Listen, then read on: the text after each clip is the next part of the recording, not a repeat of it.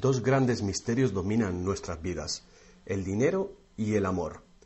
¿Qué es el amor? Es una cuestión que ha sido largamente explorada en libros, en canciones, en películas y en televisión. Pero no se puede decir lo mismo sobre la cuestión de qué es el dinero.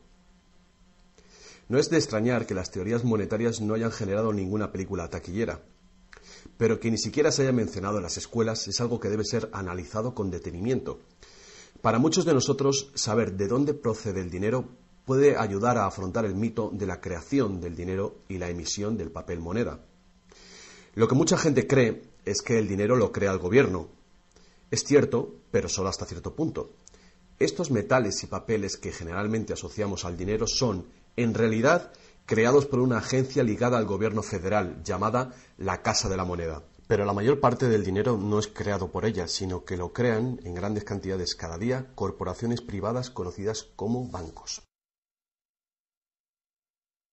Muchos creen que el dinero que prestan los bancos es el que han dejado en depósito sus clientes. Esto es lo que se cree, pero no es la verdad. En realidad, los bancos crean el dinero que prestan no de sus ganancias ni de los depósitos, sino directamente de la promesa de los prestatarios de devolverlo. La obligación del prestatario en un papel de préstamo incluye que debe pagar lo prestado más un interés. De lo contrario, perderá la casa, el coche o lo que sea. Es un gran compromiso por parte del prestatario. ¿Cuál es el compromiso por su parte del banco? El banco solo inventa dinero que no posee y lo escribe en la cuenta del prestatario. ¿Suena raro? Pero así es. Para demostrar cómo este milagro de la banca moderna llegó a existir, atiende a esta sencilla historia.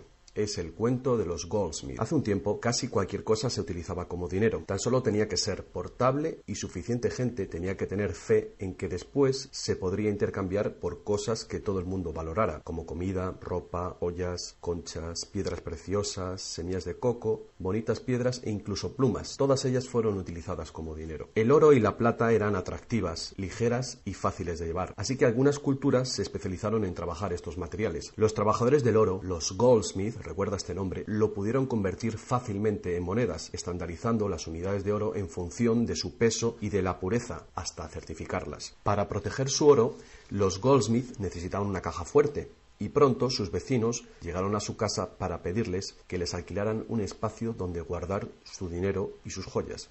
Al poco, los Goldsmith acabaron alquilando cada estantería de su caja fuerte y cada pequeña cantidad de dinero depositada se convirtió en dinero en sus manos. El tiempo pasó y los Goldsmith hicieron una inteligente observación. Los depositantes raramente volvían a recuperar físicamente su oro, y nunca todos a la vez.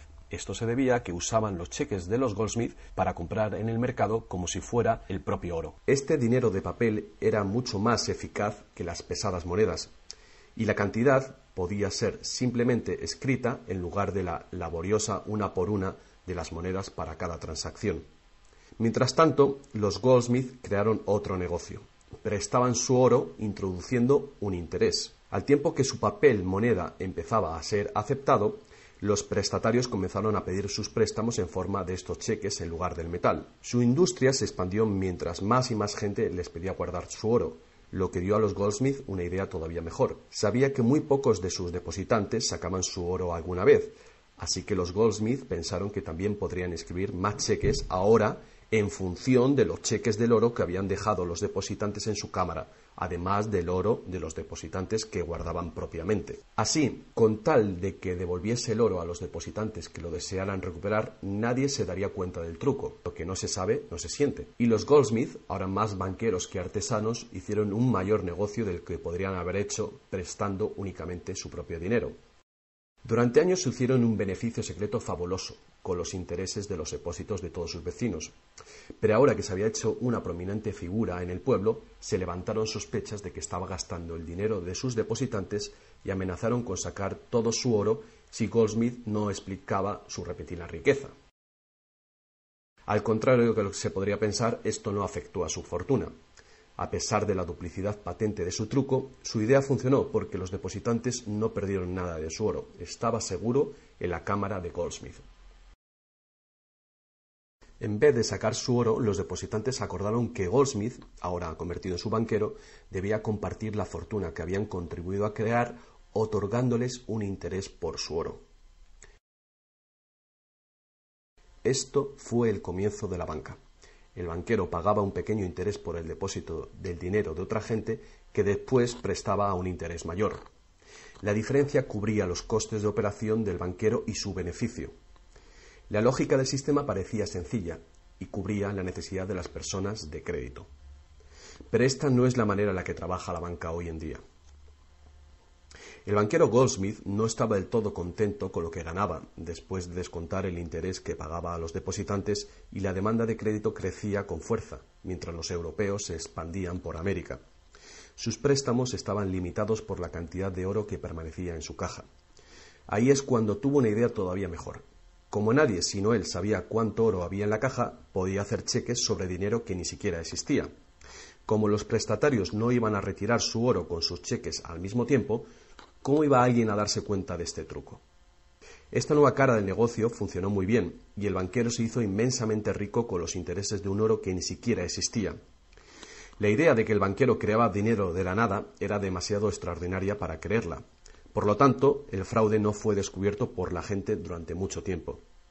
El poder de crear dinero hizo que el banquero se sintiese prepotente, como podrás imaginar. Pero con el tiempo, la cantidad de los préstamos del banquero y su escandalosa riqueza hizo que una vez más se levantaran sospechas. Algunos clientes empezaron a reclamar su oro en lugar de la representación en papel. Los rumores se propagaron y todos los demás depositantes acudieron reclamando su oro. El juego se acabó. La marea de propietarios de cheques intentando recuperar su oro creó largas colas, y el banquero no tenía oro y plata suficiente para devolver a sus legítimos propietarios. Esto se llama el pánico de los ahorradores, y es lo que todo banquero teme que suceda.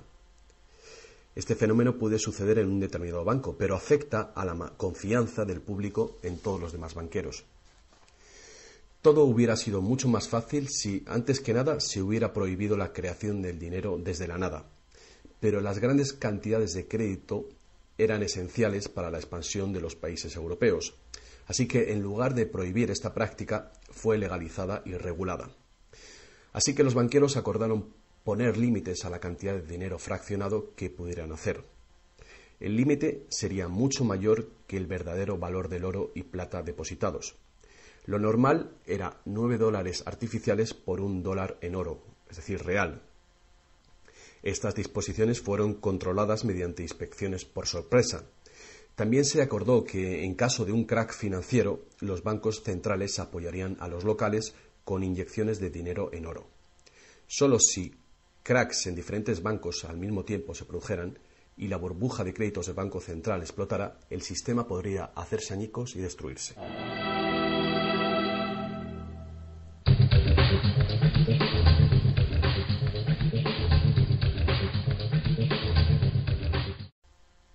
A lo largo de los años, el dinero fraccionado y su sistema integrado por un banco central regulador se ha convertido en el sistema bancario dirigente del mundo. Al mismo tiempo, el sistema fraccional del oro apoyando al dinero como deuda ha desaparecido. La naturaleza básica del dinero ha cambiado. En el pasado, el billete de dólar era un recibo que te permitía cambiarlo por una cantidad de oro o plata determinadas. Ahora, un billete o dólar digital solo puede ser cambiado por otro billete o dólar digital. En el pasado, el crédito creado por los bancos privados solo existía en la forma de billetes de banco que la gente podía rehusar, como ahora se pueden rehusar otros cheques privados.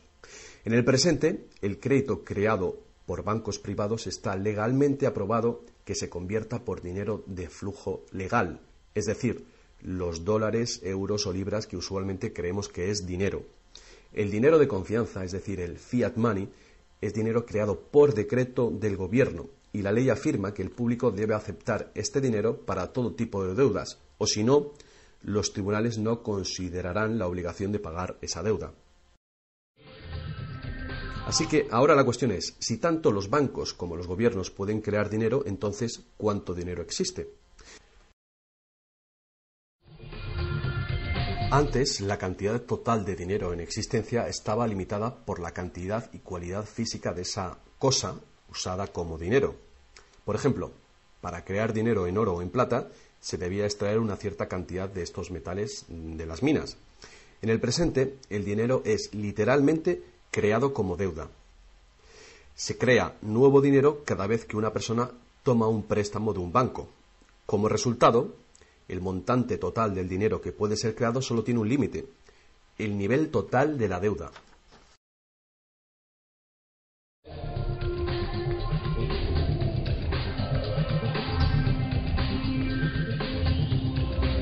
Y los gobiernos ponen una disposición adicional para limitar la creación de dinero, imponiendo reglas conocidas como requerimientos fraccionales de la reserva.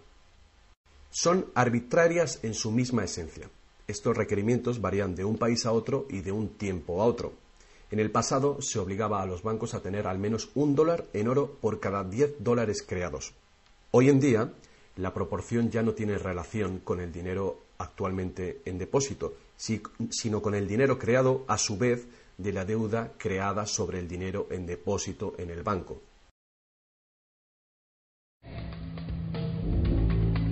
Actualmente, las reservas de un banco consisten de dos cosas: la cantidad del dinero del Estado o equivalente más la cantidad existente de dinero deuda que el banco tiene en depósito. Para ilustrar esto de una manera simple, imaginemos que ha abierto un banco nuevo y todavía no tiene depósitos. Los inversores en este banco han hecho un depósito de $1.111,12. Este es el dinero existente en el Banco Central, que llamaremos principal. La proporción de dinero en reserva es de 9:1. Paso 1. Las puertas se abren y el banco da la bienvenida a su primer cliente. Necesita $10.000 para comprar un coche. Con la proporción de 9:1, el nuevo banco necesita que el Banco Central le permita crear 9 veces esa cantidad, o $10.000, desde la base de la deuda contraída por la solicitud de préstamo del cliente. Esos $10.000 no se sacan de ningún lado. Es nuevo dinero simplemente tecleado en un ordenador como crédito del banco en la cuenta del cliente. El cliente tiene que firmar ese crédito para conseguir el dinero para comprarse el coche. Paso 2. El vendedor entonces deposita estos 10.000 nuevos dólares creados en el banco. Al contrario que el dinero creado por el gobierno, depositado en el Banco Central, este nuevo dinero creado por el crédito no puede ser multiplicado por la proporción de la reserva. En lugar de ello, es dividido por el ratio de la reserva, en una proporción de 9:1. Un nuevo préstamo de $9.000 puede ser creado sobre la base del depósito de $10.000. Si esos $9.000 son depositados por una tercera persona en el mismo banco que lo creó en uno diferente, se convierte en una base legal para un tercer asunto de crédito bancario, esta vez por la cantidad de $8.100. Al igual que con las muñecas rusas, cada nivel contiene un pequeño dólar dentro de otro pequeño dólar. Cada depósito contiene el potencial para otro pequeño crédito en una infinita serie decreciente. Si el dinero del préstamo creado no es depositado en el banco, el proceso se detiene. Esta es la parte impredecible del mecanismo de creación de dinero basado en la deuda.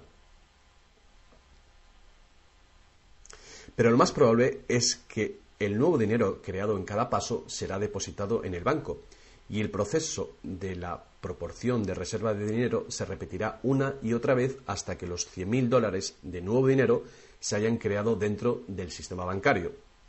Todo este nuevo dinero se habrá creado enteramente desde la deuda, y el proceso entero habrá sido autorizado legalmente por el depósito inicial de $1.111,12 que todavía permanecerán en el Banco Central. Lo que resulta más ingenioso de este sistema es que los libros de contabilidad de cada banco en la cadena deben mostrar que tiene un 10% más de depósitos que de préstamos. Esto da a los bancos el incentivo de adquirir depósitos para poder hacer préstamos, apoyando la impresión común pero falsa de que los préstamos proceden de los depósitos. A menos que los sucesivos préstamos estén depositados en el mismo banco, No se podrá decir que algún banco en particular haya pasado su límite inicial de 9-1 creando deuda de la nada. De cualquier manera, el sistema bancario es un círculo cerrado. El crédito bancario que crea un banco se convierte en el depósito en otro y viceversa. En un hipotético mundo de perfectos intercambios, el efecto último sería exactamente el mismo que si todo el proceso tuviera lugar en un solo banco. Esto es, el depósito en reserva inicial de $1.111,12 permite recolectar intereses por valor de más de $100.000 que el banco nunca ha tenido.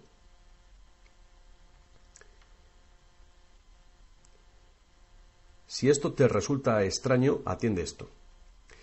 En tiempos recientes, como resultado de la presión de los lobbies bancarios, los requerimientos para hacer un depósito de reserva en el Banco Central prácticamente han desaparecido en la mayoría de los países. Y las proporciones de reserva pueden ser más altas que 9-1. Para algunas cuentas, 20-1 y para otras 30-1 son comunes. E incluso más recientemente, usando tarifas para los préstamos y así aumentar los ratios de requerimientos de reservas de los clientes, los bancos ahora han encontrado una manera de eludir las limitaciones de los requerimientos de la reserva fraccionaria por completo. Así que cuando las reglas son complejas, el sentido común real es bastante simple. Los bancos pueden crear tanto dinero como nosotros podemos pedir prestado.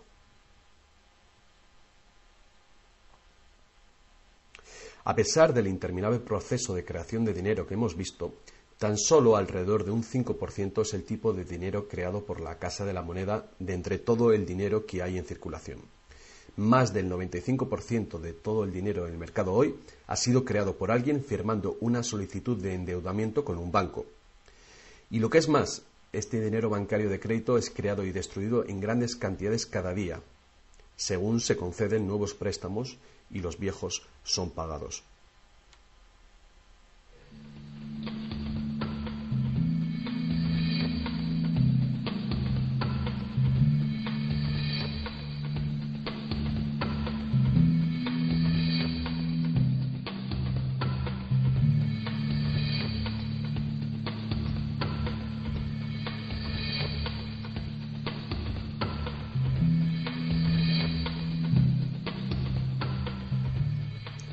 Los bancos solo pueden ejecutar este sistema del dinero con la participación activa del gobierno.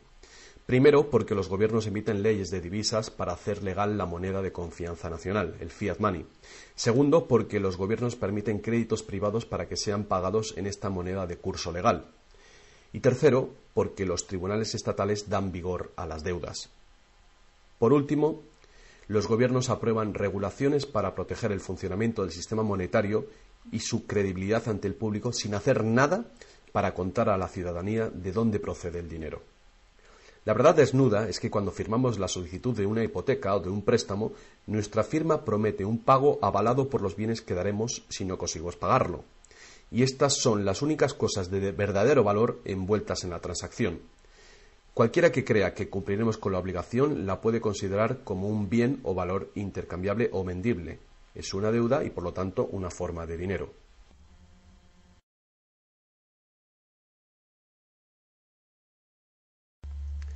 Es el dinero que el prestatario intercambia por lo que el banquero llama préstamo. Así que un préstamo en el mundo real quiere decir que el prestamista debe tener algo que prestar. Si tú necesitas un martillo, prestarte la promesa de un martillo que no existe no te va a servir para nada. Pero en el artificial mundo del dinero, un banco promete prestar un dinero que no tiene y se le permite que sea aceptado como dinero. Y nosotros lo aceptamos así.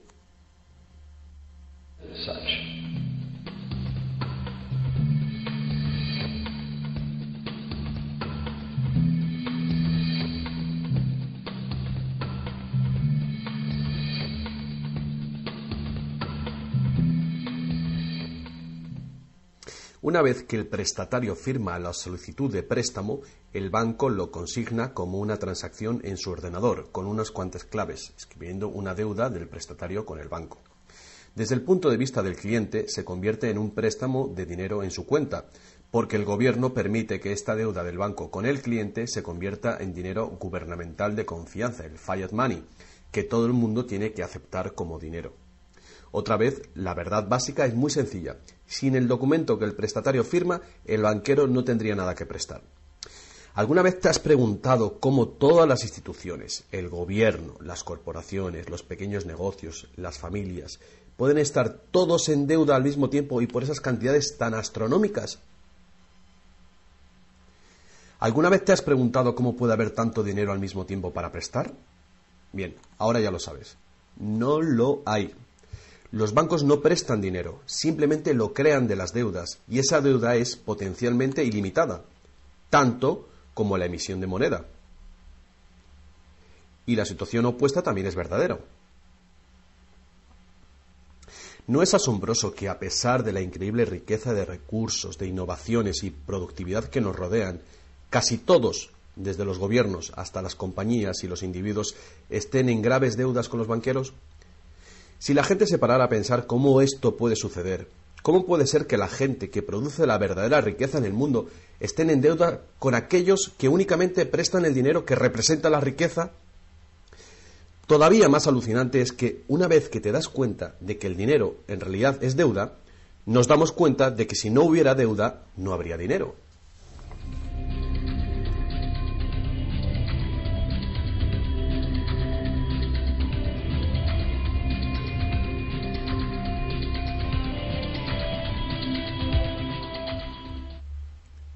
Si esto es nuevo para ti, no eres el único. Mucha gente piensa que si todas las deudas se pagaran, el estado de la economía mejoraría. Es cierto a un nivel individual.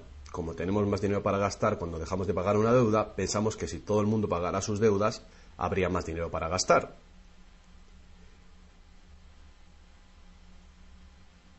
Pero la verdad es justamente la contraria. No habría dinero de ningún tipo. Así es. Somos totalmente dependientes de renovar continuamente el nivel de crédito bancario para que haya dinero en existencia. Sin préstamos no hay dinero, que fue justamente lo que pasó durante la Gran Depresión en Estados Unidos. El suministro de dinero se cortó drásticamente, al tiempo que los suministros de préstamos se cortaban.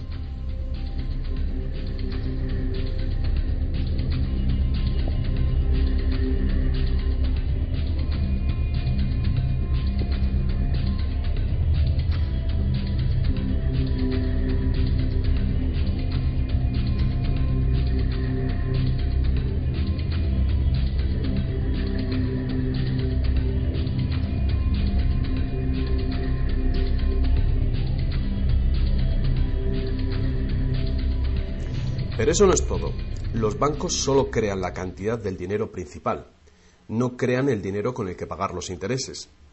¿De dónde se supone que viene todo este dinero? El único lugar del cual los prestatarios pueden obtener el dinero para pagar los intereses es del total del dinero que hay en circulación. Pero resulta que casi todo ese dinero general ha sido creado de la misma manera. Es decir, como crédito bancario que tiene que ser pagado con más dinero de aquel con el que fue creado. Así que por todas partes hay prestatarios en la misma situación, intentando obtener el dinero para pagar tanto el dinero principal como el interés.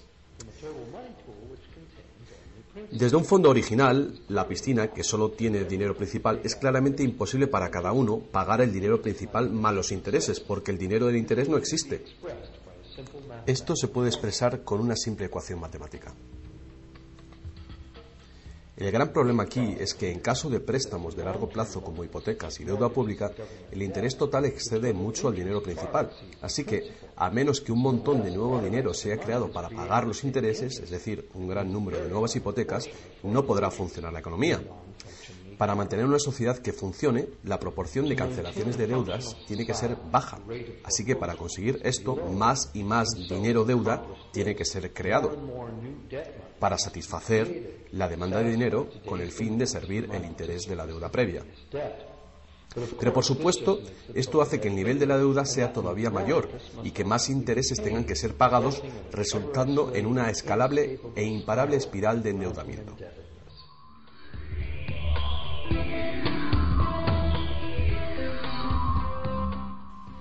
Tan solo el lapso de tiempo entre el dinero creado procedente de los nuevos préstamos y su devolución evita la bancarrota del sistema entero. De cualquier manera, el increíble monstruo del crédito que se hace más y más grande necesita que se cree más y más dinero de deuda para alimentar el sistema y cada vez se hace más urgente. ¿Por qué los intereses son tan bajos? ¿Pueden los intereses bajar más? ¿Por qué nos ofrecen insistentemente tarjetas de crédito en el correo? ¿Por qué el gobierno americano gasta más rápido que nunca? ¿Es posible que el sistema colapse por completo y con él el sistema monetario? Las personas racionales deben preguntarse, ¿se puede sostener esto indefinidamente? ¿No es inevitable el colapso?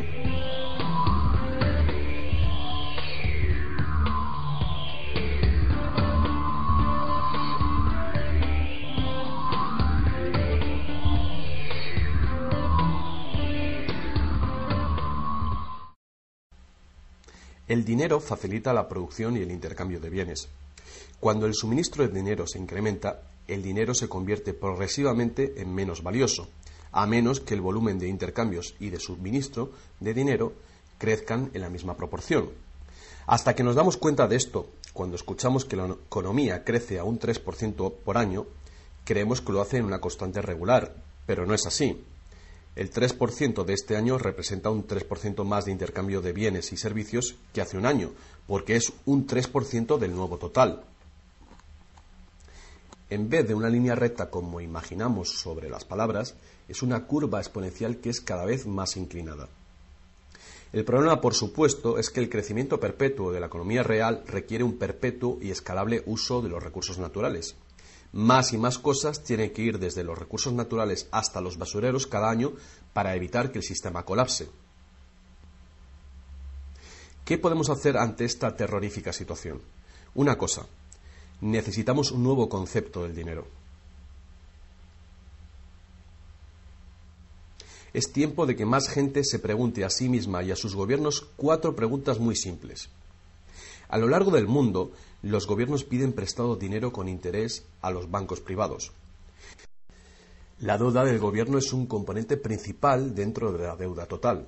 El pago de esos intereses hace que el gobierno tenga que cargar a los ciudadanos con más impuestos. Ahora que sabemos que los bancos simplemente crean el dinero que prestan y que los gobiernos les han dado el permiso para hacerlo, la primera pregunta es ¿por qué los gobiernos eligen pedir prestado a los bancos privados con interés cuando los propios gobiernos podían crear el dinero que necesitan sin ningún interés ellos mismos? Y la segunda gran cuestión es ¿por qué se crea dinero como deuda? ¿Por qué no se crea dinero que circule permanentemente y que no tenga que ser represtado con intereses para existir? La tercera, ¿cómo puede un sistema monetario funcionar solamente con un crecimiento perpetuo y acelerado y poderse considerar una economía sostenible? ¿No es lógico que el crecimiento perpetuo y acelerado y la sostenibilidad sean incompatibles? Y finalmente, ¿qué es lo que hace que nuestro sistema económico sea tan dependiente del crecimiento perpetuo? ¿Qué es lo que necesitamos crear para que nuestra economía sea sostenible? Hubo un tiempo en el que cargar con interés al préstamo se llamaba usura y era susceptible de severas penas, incluida la muerte. Todas las grandes religiones prohibían la usura. La mayoría de los argumentos contra la práctica de la usura eran morales. Se entendía que la única función legítima del dinero era la de ser un medio de intercambio de bienes y servicios. Cualquier manera de ganar dinero procedente del dinero se consideraba labor de un parásito o de un ladrón. Sin embargo, al tiempo que aumentaban las necesidades de crédito en el comercio, el argumento moral cedió paso al razonamiento de que prestar representa riesgo y pérdida de oportunidad para quien presta, y por lo tanto, cobrar por este coste era justo. Hoy en día, estas ideas parecen triviales. Actualmente, la idea de ganar dinero del dinero se considera la mejor ocupación que hay. ¿Para qué trabajar si tu dinero puede trabajar por ti? Sin embargo, para tener un futuro sostenible, queda claro que el cobro de interés es un problema moral y práctico al mismo tiempo. Imagínate una sociedad y una economía capaces de perdurar siglos porque en lugar de acaparar sus reservas capitales de energía, se autorrestringiera según sus ingresos actuales. Ya no cosecharía más madera que crezca en el mismo periodo. Toda la energía sería renovable, solar, eólica, gravitatoria, magnética, y las demás que se descubran. La sociedad se sostendría dentro de los límites de sus recursos, ya que reutilizaría o reciclaría todo y la población se mantendría. Tal sociedad no podría existir si estuviera dependiente de un sistema monetario que a su vez depende del crecimiento acelerado perpetuo. Tal economía sostenible necesitaría un sistema monetario también capaz de sostenerse sin crecimiento. Digamos que todo el dinero en circulación se representa por este círculo. Además, imaginemos que los prestadores de dinero también tienen dinero verdadero para prestar. Pero si algunas personas dentro del sistema empiezan a prestar dinero cobrando interés por ello, entonces su parte del suministro total del dinero aumentaría. Y si siguen prestando todo el dinero que se devuelva, cobrando siempre interés por ello, ¿cuál sería el inevitable resultado? Ya sea oro, dinero confianza o de deuda, no importa. Los prestadores de dinero acabarían con todo el dinero. Y después todos pasaríamos a estar en quiebra y ellos acabarían con toda la propiedad real. Solo si los beneficios de prestar dinero con interés fueran equitativamente distribuidos entre la población, se podría resolver este problema. Fuertes impuestos sobre los beneficios de los bancos podrían posibilitar este equilibrio, pero entonces no habría incentivo para los bancos. Si fuéramos capaces de liberarnos de la situación actual, podríamos imaginar la banca como un servicio social sin ánimo de lucro. Diseminando sus beneficios a la sociedad como un dividendo universal de los ciudadanos, prestando sin cobrar interés alguno.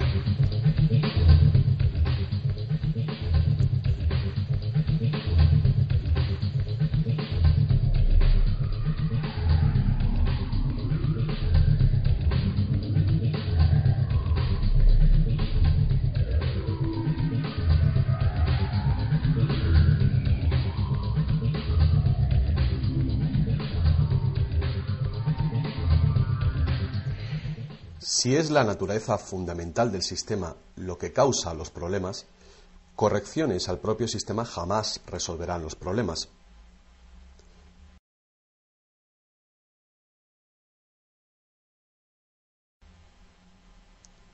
El sistema en sí debe ser reemplazado. Muchos críticos del sistema monetario hacen llamamientos a la vuelta al estándar del oro, insistiendo que el oro tiene una larga historia de confianza. Pero ignoran las muchas trampas que se puede hacer con el oro: limar las monedas, alterar el metal, monopolizar el mercado, todas prácticas habituales en la antigua Roma que contribuyeron a su caída. Algunos defienden la plata por ser más abundante que el oro y así más difícil de monopolizar. Muchos dudan de la idea de volver al uso de los metales preciosos en absoluto. Nadie quiere volver a llevar bultos de monedas para ir de compras. Es cierto que el dinero de papel, el plástico, el digital o más probablemente dinero de identidad biométrica tendría el mismo potencial de crear dinero de crédito sin límite, igual que tenemos ahora.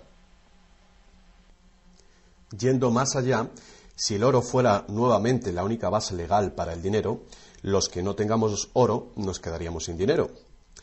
Otros críticos del sistema monetario insisten en que la codicia y la deshonestidad son los principales problemas, y que puede haber un sistema más equitativo que volver al estándar de plata o de oro. Muchos grandes pensadores han sugerido maneras alternativas para crear dinero.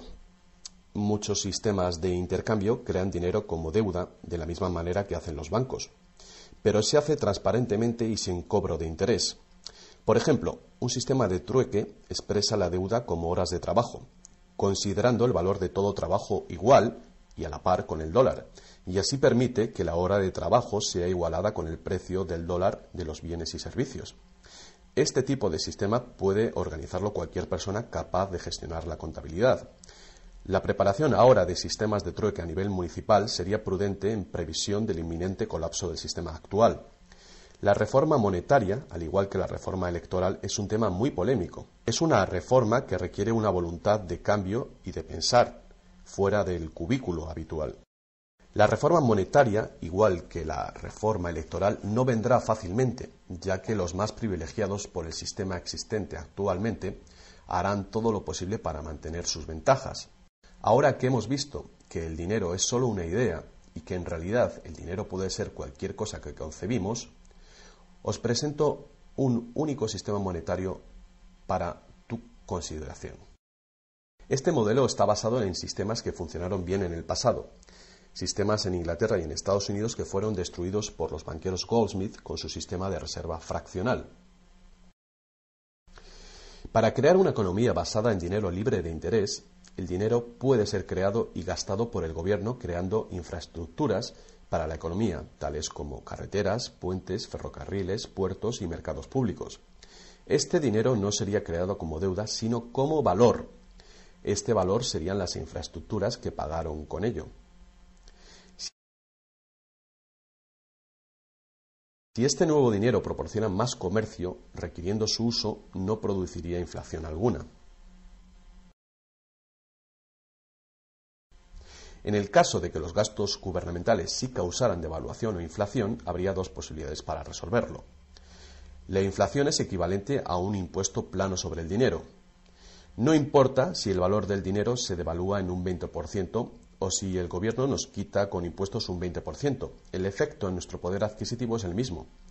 De esta manera, la inflación, en lugar de impuestos, podría ser políticamente aceptable con tal de que sea debidamente empleada. El gobierno podría contrarrestar la inflación recaudando impuestos y eliminando este dinero del mercado. Así reduciría el suministro de dinero y restauraría su valor.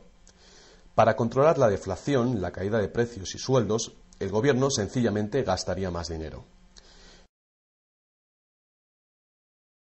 Con la ausencia de la creación de dinero de deuda, el gobierno tendría más control del suministro del dinero del país y el público sabría a quién echar la culpa. Los gobiernos ascenderían y caerían según su capacidad para conservar el valor del dinero.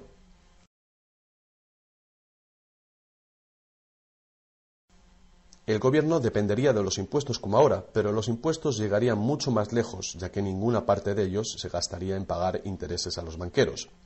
No podría haber ninguna deuda nacional si el gobierno sencillamente creara el dinero que necesita. Nuestro perpetuo servicio a los bancos pagando la deuda dejaría de existir.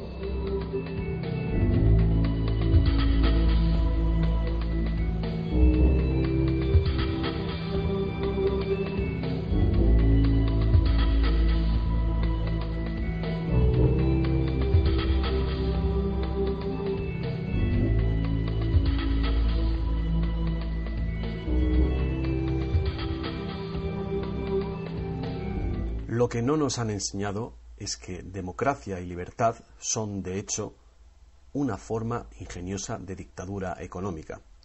Mientras toda nuestra sociedad dependa de un suministro de crédito bancario para sus necesidades monetarias, los banqueros serán quienes deciden quién tendrá el dinero que se necesita y quién no. And who doesn't?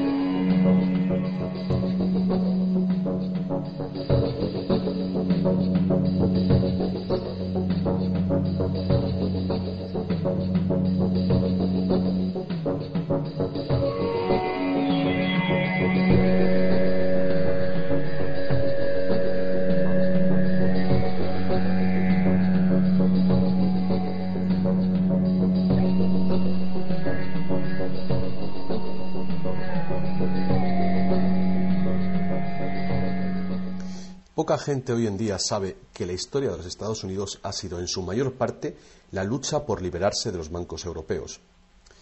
Esta lucha llegó a su fin en el año 1913, cuando el presidente Wilson ratificó el Acta de la Reserva Federal, permitiendo así al cártel de banqueros internacionales controlar el dinero de Estados Unidos.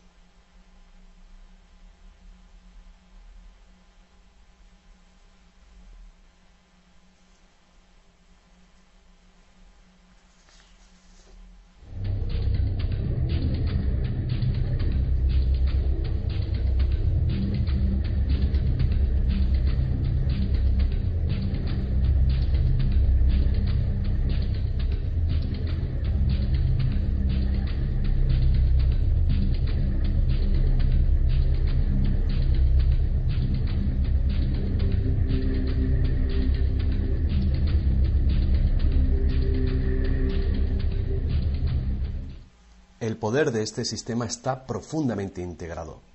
También lo está el silencio del tema entre los medios de información y en la educación.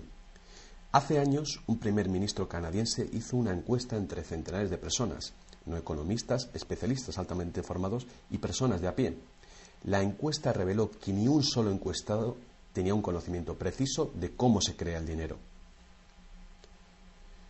De hecho, descubrió que hasta los empleados bancarios ni siquiera habían contemplado alguna vez el asunto. ¿Y tú? Have you?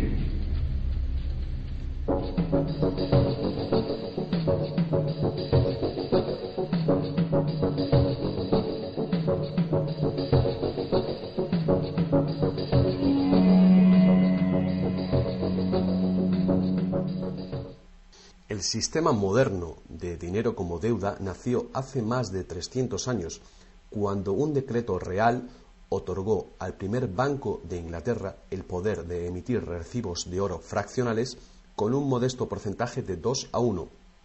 Este porcentaje fue solo el principio, el primer paso. El sistema ahora es global, crea cantidades de dinero sin límites desde la nada y tiene a casi todos los seres humanos del planeta encadenados a una cadena de deuda que nunca puede ser pagada.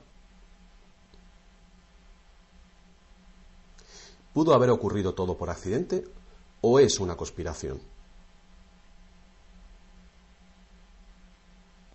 Evidentemente, algo muy gordo se está jugando aquí.